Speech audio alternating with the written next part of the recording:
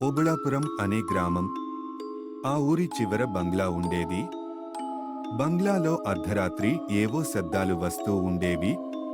ఏడుపులు వినిపిస్తూ ఉండేవి. రాత్రైతే ఎవరు బయటికి వచ్చేవారు కాదు. ఒకరోజు కళ్యాణి అనే ఒక యువతి బంగ్లాలో ఏం జరుగుతుందో తెలుసుకోవాలి అనుకుంది.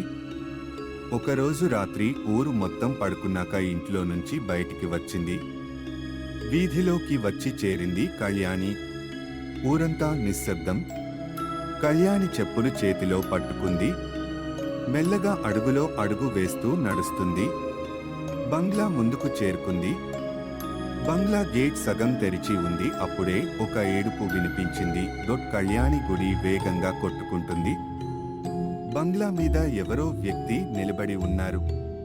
కానీ కళ్యాణి చూసి అక్కడే ఆగిపోయింది.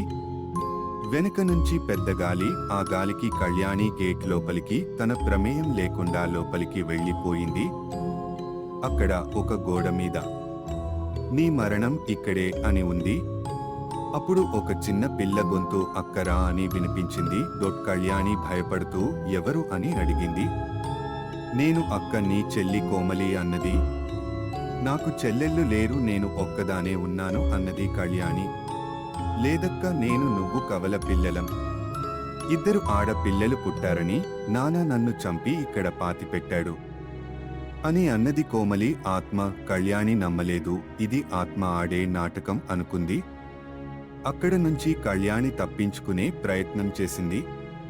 అప్పుడే కళ్యాణి చిన్ననాటి బొమ్మ బంగ్లాలో కనిపించింది. "నా దగ్గర కూడా ఇలాంటి బొమ్మ ఉంది కదా" అని కళ్యాణి అనుకుంది.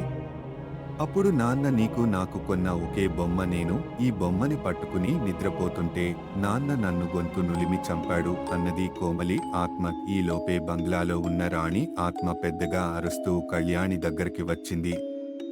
అది చూసి కళ్యాణి కూడా ప్రాణాలు వదిలింది భయంతో. మరుసటి రోజు కళ్యాణి తండ్రి కళ్యాణిని వెతుకుతూ వచ్చి అదే బంగ్లాలో రక్తం కుక్కుకొని ప్రాణాలు వదిలాడు.